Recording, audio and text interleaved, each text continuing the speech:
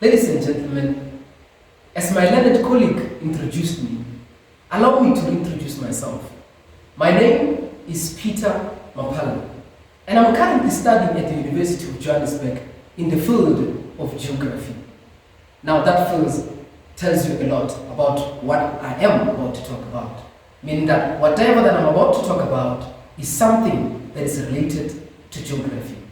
And this thing is a very, very trending topic that I believe most of our leaders, or each and every one of us, do not actually want to touch, yet they know it is the truth.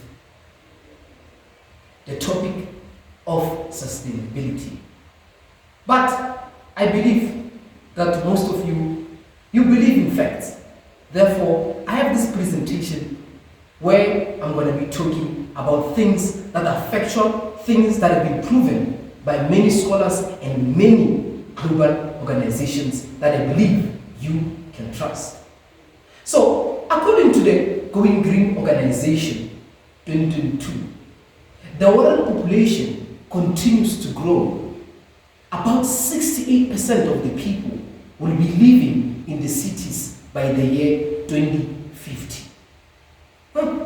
This will require about 80% of global resources, and thus leading to what? To more carbon footprint. This means cities will be the most harmful areas to the planet more than any other place on Earth. This therefore leads us to talk about a new phenomenon called sustainable cities. Sustainable cities. Did you hear that? There is city and sustainability. So we're going to talk about what? Sustainable cities. Cities which are what? Which have that sense of sustainability in them.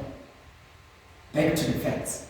So according to Heinberg 2010, a sustainable city is a green city, eco city that is constructed in a way that is displaying the economic, social, and environmental standards that are long-term envisioning, with populations of people who live by these standards, with the goal to preserve for the future generations. Did you hear what exactly is a sustainable city? It is all has to do with what?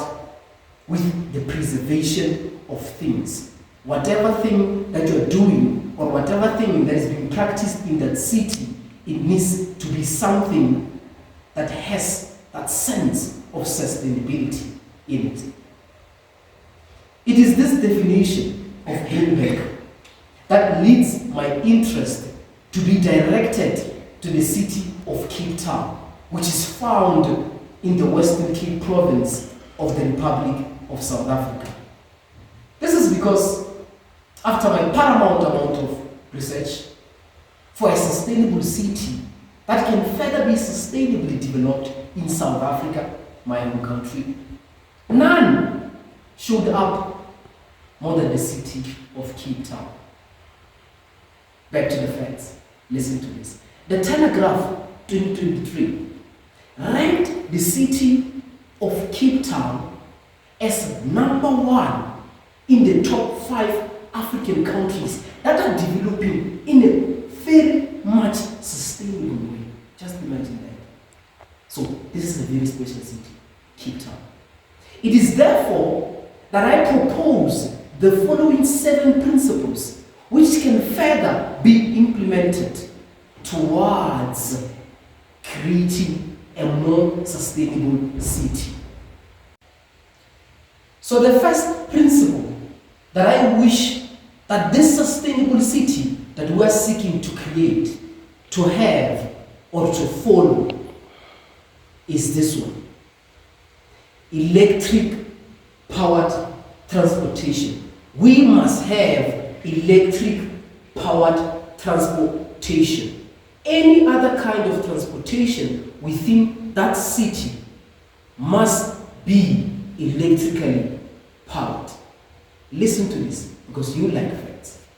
According to the World Organization 2018, cities consume about 90% of the world's energy, and this leads to them producing about 80% of the world's greenhouse gases, which are harmful to the environment. As such, the use of electric power transportation is of critical importance because the amount of greenhouse gases emissions will be what? Will be reduced. You get that fact, right? Therefore, in that city, people will have to do what? Will have to normalize driving bicycles, and I know you don't like bicycles, for their daily destinations. Electric cars must be promoted in that city, such as the well-known one, the recent one, which is what? Tesla. Electric powered buses, such as the one that has been what? Introduced by the University of Johannesburg, Starbus.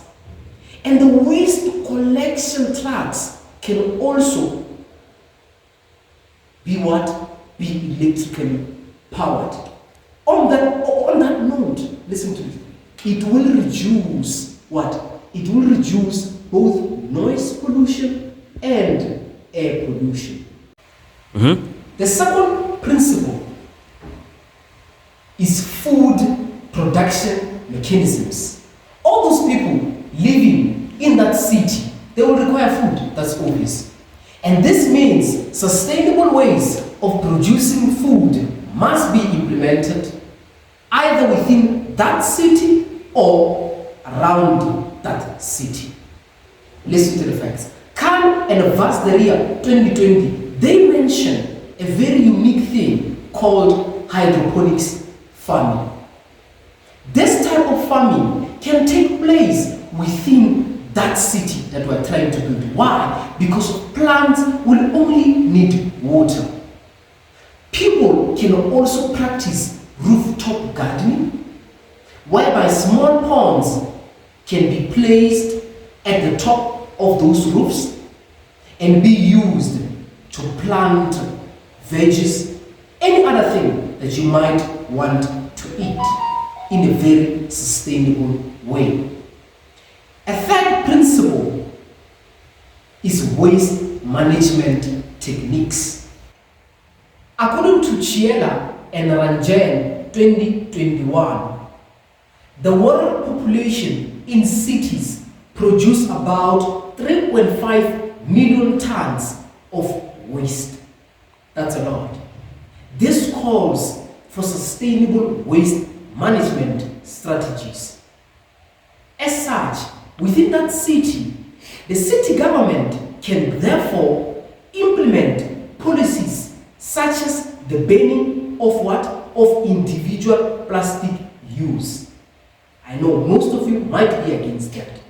Have programs that can encourage people to use reusable wool-made bags when going to shopping. The city government can also provide people with bio-waste containers to each household in which they can store any waste or leftovers. And this can then be what? Can then be collected and used as manure or food for animals.